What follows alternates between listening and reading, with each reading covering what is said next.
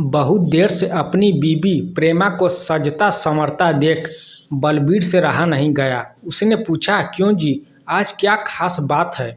देखो जी, कहते हुए प्रेमा उसकी ओर पलटी। उसका जूड़े में फूल खोंचता हुआ हाथ वहीं रुक गया।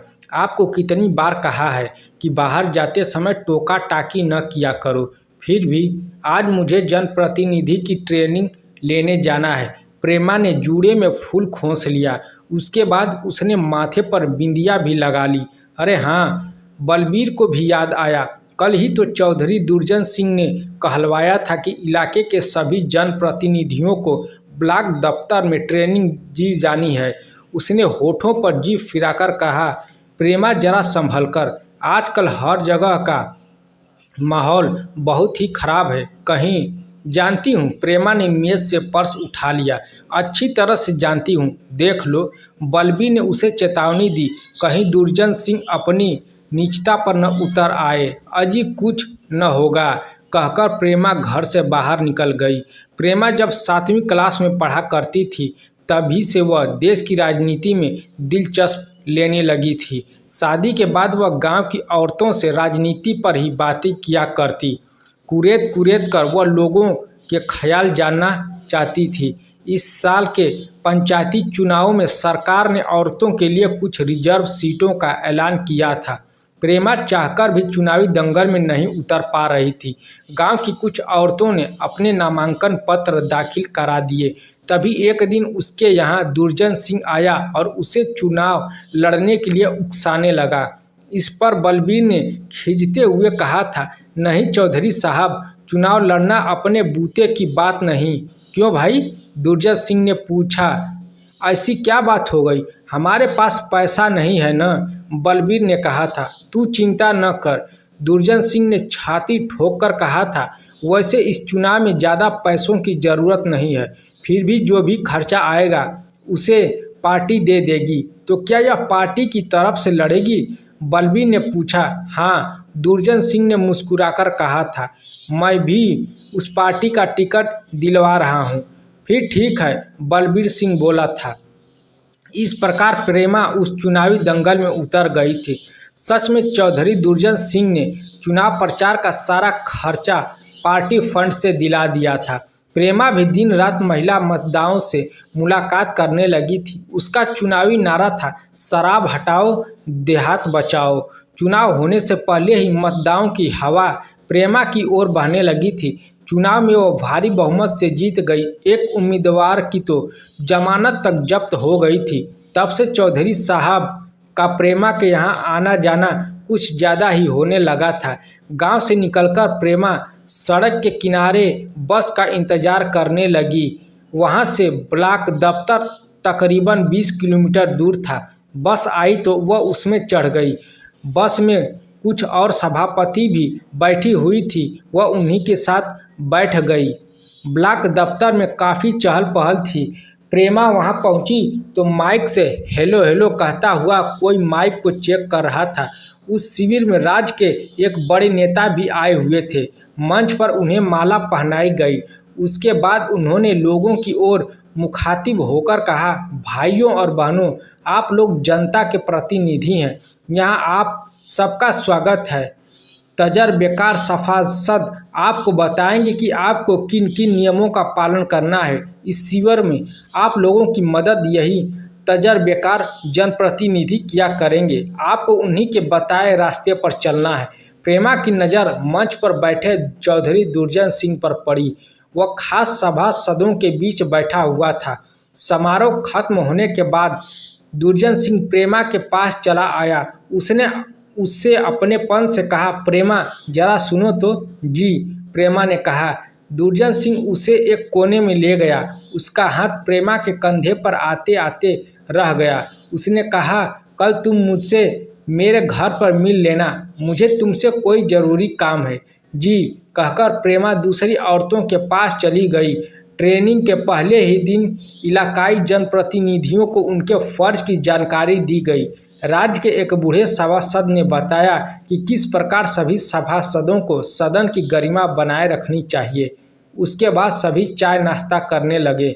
दोपहर बाद प्रेमा ब्लॉक दफ्तर से घर पहुंच आई। उधर दुर्जन सिंह को याद आया कि जब पहली बार उसने प्रेमा को देखा था उसी दिन से उसका मन डगमगाने लगा था। उसे पहली बार पता चला कि देहात में भी हूरें हुआ करती हैं। आज दुर्जन सिंह बिस्तर से उठते ही अपने ख्यालों को हवा देने लगा। उसने दाढ़ी बनाई और शीशे के सामने जा खड़ा हुआ। 60 साल की उम्र में भी वह नौजवान लग रहा था। आज दुर्जन सिंह की बीवी पति के मन की थाह नहीं ले पा रही थी। ऐसे तो वह कभी भी नहीं सचते। आखिरकार उसने पूछ ही लिया, क्यों जी, आज क्या बात हो गई? क्या मतलब है तुम्हारा? दुर्जन सिंह ने मासूम बनते हुए पूछा। आज तो आप कुछ ज़्यादा ही बन ठन रहे हैं। अरे हाँ, दुर्जन सिंह ने मूंछों पर ताव देकर कहा। आज मैंने 2-3 सभासदों को अपने घर बुलाया है। उनसे पार्टी की बातें करनी है। फिर उनकी खातिरदारी कौन करेगा? चौधराइन ने पूछा। हम ही कर लेंगे, दुर्जन सिंह ने लापरवाही से कहा। उन्हें चाय ही तो पिलानी है ना, मैं बना दूंगा। ठीक है। चौधराइन भी बाहर जाने की तैयारी करने लगी। चौधराइन के बड़े भाई के यहाँ गांव में पोता हुआ था। उसे उसी खुशी में बुलवाया गया था। चौधराइन पति के पास आकर बोली, मैं जा रही हूँ। ठीक है। दुर्जन सिंह उसे सड़क तक छोड़ने चल दिया। जब मन करे तब चली आना। अब दुर्जन सिंह घर में अकेला ही रह गया। प्रेमा को उसने सोच समझकर ही बुलाया था। वह बार बार घड़ी देखता और मन के लड्डू फोड़ता। दुर्जन सिंह अपने कपड़ों पर इत्र छिड़का और खिड़की पर जा बैठा। सामने से उन्हें अपना कारिंदा मोर सिंह आता दिखाई दिया।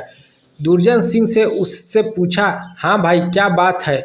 मालिक, कारिंदे ने कहा, कल रात जंगली जानवर हमारी फसल को बर्बाद कर गए। वह कैसे? वे मक्के के खेतों को नुकसान पहुंचा गए हैं। मोर सिंह ने बताया। मैं बहुत हाँक लगाई तब जाकर कुछ फसल बच पाई। तू इस समय चला जा। दुर्जन सिंह ने बात को टालते हुए कहा, इस समय मेरे पास कोई खास मेहमान आने वाले हैं। मैं कल आऊँगा। ठीक है मालिक।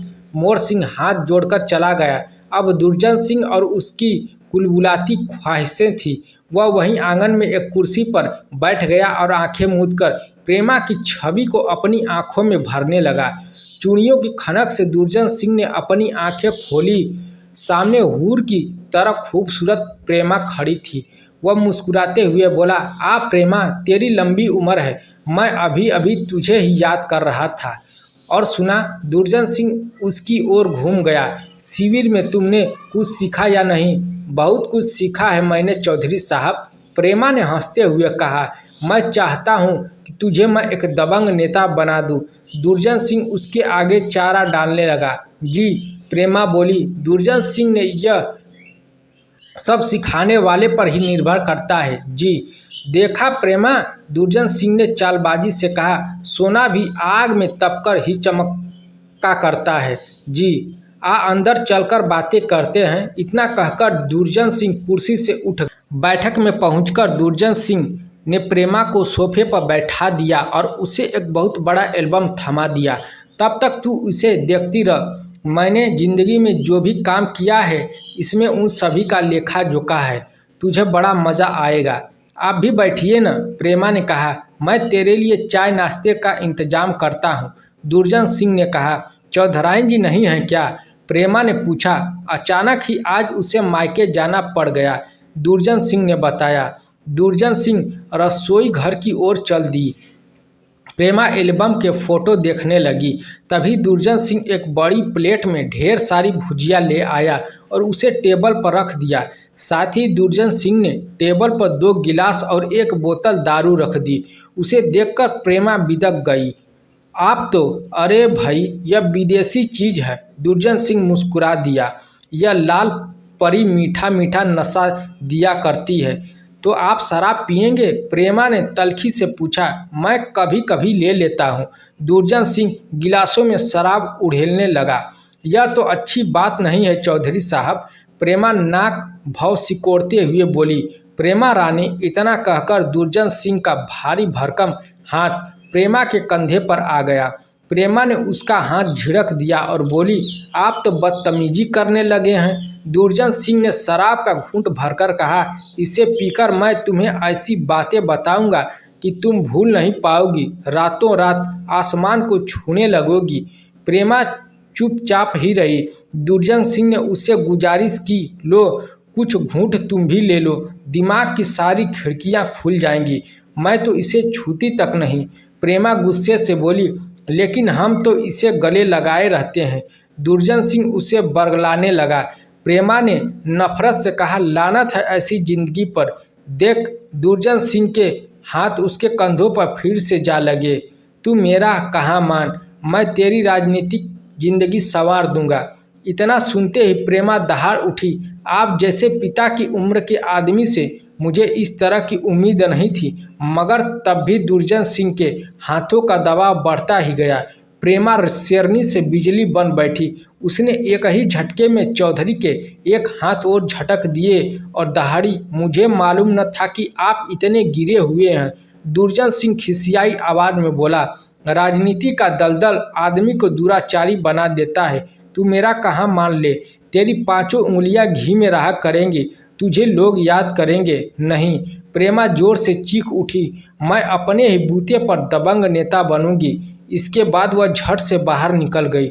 दुर्जन सिंह को लगा जैसे उसके हाथ से मछली